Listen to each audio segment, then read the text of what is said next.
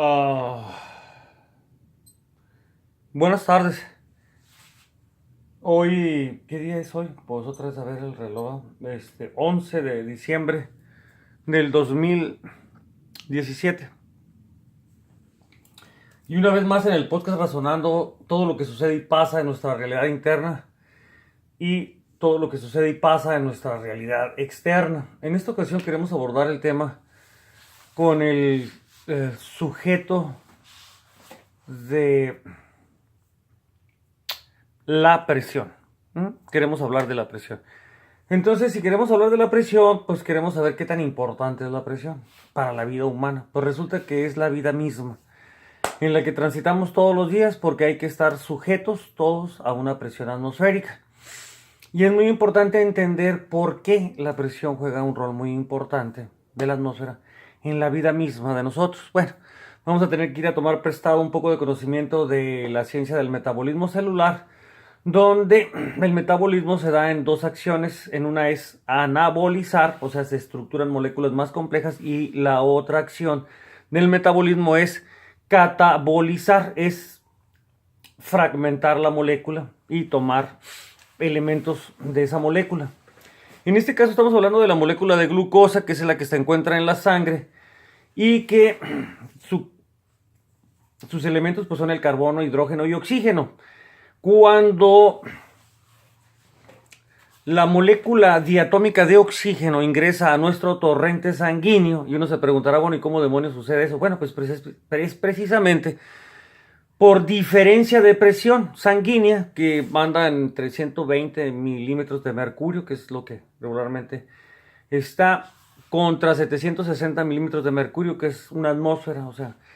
Entonces vamos a ver que esta diferencia es la que va a permitir la acción mecánica de empujar al elemento oxígeno dentro de nuestro interior en el torrente sanguíneo. Ahora, vamos a observar que a alturas sobre el nivel del mar, pues esta presión atmosférica va disminuyendo. Cuando llegamos a más de 7000 metros, prácticamente se igualan las presiones sanguínea y la presión atmosférica, entonces se dificulta mucho respirar. Esa es la forma que debemos de razonar y entender el por qué, si estoy en el Everest, me está costando trabajo respirar. Bueno, nos vamos a hacer un poquito de historia antes de que el hombre pudiera volar y anduviera en las cabinas de los aviones. Resultó que cuando empezamos a subir en aviones, pues empezó a haber menos oxígeno, entonces a los primeros pilotos pues se les puso máscara, ¿no? Recordarán que hasta en las películas salían las máscaras de los pilotos, ¿no? Que se les daba oxígeno. Esto obviamente tuvo que ser resuelto por la ingeniería y se tuvo que presurizar la cabina. ¿Qué significa esto? Pues meterle aire a presión a la cabina. ¿De dónde demonios tomamos aire a presión en un avión para meter aire a presión a la cabina? Bueno, pues de los mismos motores que va a estar caliente. Entonces el aire que ingresa presurizado adentro de un avión pues tiene que llevar una presión, tiene que llevar una temperatura, y esta presión pues va a estar en función del mismo volumen que podamos meter. Ahora, no podemos meter mucha presión porque la estructura del avión pues se puede lastimar o dañar, ¿no? O se revienta, ¿no? Se reventaríamos. Entonces, la pregunta es, bueno, ¿a qué presión regularmente va un avión? Bueno, imagine usted una altura de 1800 metros y esa es la presión que se puede simular dentro de la cabina de un avión. Ahora se presume, porque son muy presumidos los que hacen aviones, y ahora con el nuevo Jumbo dicen que van a alcanzar poder igualar hasta 1500 metros de altura la presión. Bueno, hasta ahí dejamos claro que la presión es muy importante porque es la vida misma y los aviones pues tienen que estar presurizados. Entonces explicábamos cómo la acción metabólica o de catabolizar involucra precisamente la vida misma. Tomamos al oxígeno para que ingrese al torrente sanguíneo. Finalmente el oxígeno va a entrar junto con la glucosa, la molécula diatómica, o sea, debido a niveles energéticos y estados estacionarios de energía, le va a arrancar a la glucosa un átomo de carbono. En ese momento, el gas oxígeno pues sigue siendo gas, pero ahora es una nueva molécula de dióxido de carbono. Y obviamente pues hay también una generación de dióxido de carbono, que esa es la parte técnica que se les complica un poquito más a los aviones. Hay un sistema para manejo de dióxido de carbono. Bueno, esto es igual como cuando corres, o sea, metes oxígeno sí, pero también lo tengo que sacar, no me puedo quedar con él. Si no, entonces, ¿qué es lo que sucede? Pues el fenómeno ese de que todo el mundo se ahoga. Entonces, hasta ahí está claro y digamos que este es un modelo real que tomamos como referencia y dices, bueno, vamos a extrapolarlo a la Estación Internacional Espacial. Porque también se trata de una cabina, nada más que está a 400 kilómetros de altura, en una órbita, supuestamente, hay que creerles. Y una de las cosas que ellos mencionan, que no les bastó, pues, o sea, con la mentira de Newton, ¿no? En relación, bueno, a veces dicen que Newton es el mentiroso, que él fue el que dijo que la gravedad existía. En realidad, Newton no pudo explicar, o sea, el vector vertical con sentido y dirección que apunte hacia abajo, sino que eso tenía que ver con la diferencia de densidad o de pesos entre materia sólida y en materia gaseosa. Y porque todos los demás análisis, mientras son horizontales o en ángulo, o sea, no se les llama gravedad. Nada más a ese vector de fuerza se le llama gravedad cuando está apuntando hacia abajo. Entonces, como dicen, un error de malos entendidos y que al último terminó siendo una mentira de la ciencia. Que pues no bastó pues con la mentira de la gravedad, sino que ahora la nueva estación espacial inventó un hijito, por decirlo así, de la gravedad. O sea, habla de la microgravedad. Ahora, si usted se va a Wikipedia y busca microgravedad, el único portal, o sea, o la única información que va a hablar de microgravedad es cuando usted pone Estación Internacional Espacial. Ahí va, porque vienen varias informaciones. Entonces, tomando las palabras que están escritas ahí de ellos mismos, porque ellos dicen que la comparación entre la gravedad a nivel de planeta, o sea, de atmósfera, en el nivel del mar, comparado con la microgravedad, es muy poco. Ellos utilizan la palabra poco, que es una palabra no objetiva porque no dan precisamente no dan, como diríamos, el dato exacto, pero si usted quiere calcularlo, lo puede calcular porque hay personas que ya lo calcularon y dijeron, pues en realidad no hay mucha diferencia, por eso es que ellos dicen, es muy poca la diferencia.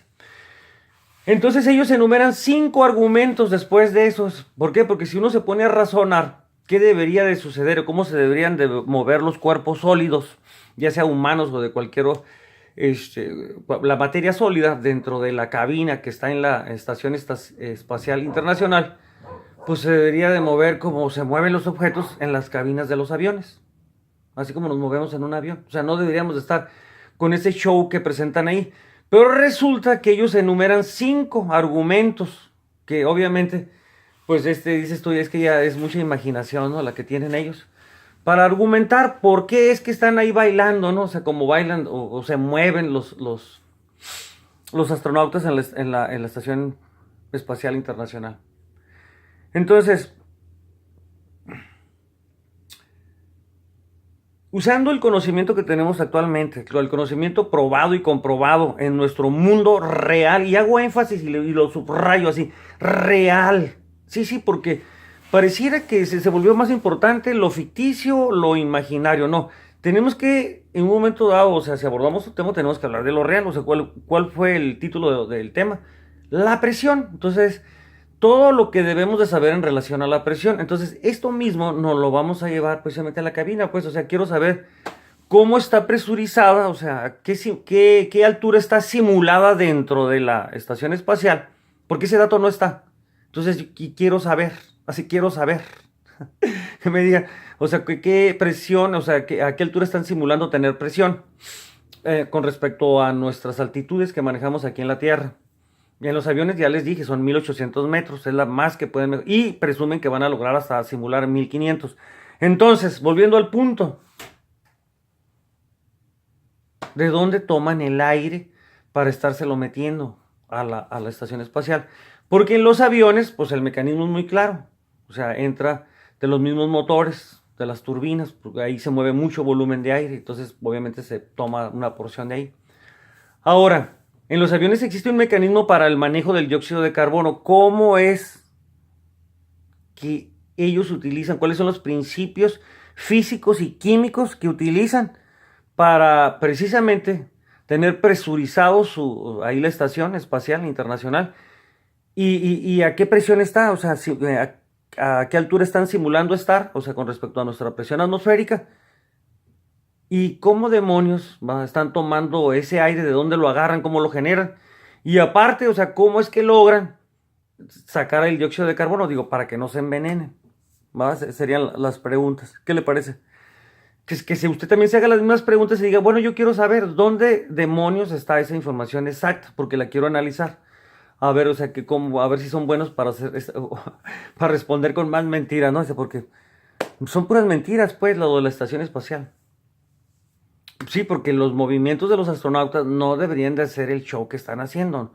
Se deberían de mover igual como si estuviéramos en un avión, a menos que se haga lo que se hace en los aviones a cierta altura, que hacen la curva de campana, ¿no? Y caen en caída cuando se simula que tanto la masa externa del cuerpo del objeto que va en caída libre entra en la constante de aceleración de un objeto sólido que va cayendo en una masa de aire por diferencia de densidad, y obviamente dentro del objeto va otra masa de aire acompañado de otros objetos sólidos. En el momento que se igualen las fuerzas, las personas aparentan estar flotando, pero ¿por qué? Bueno, aparentan estar flotando.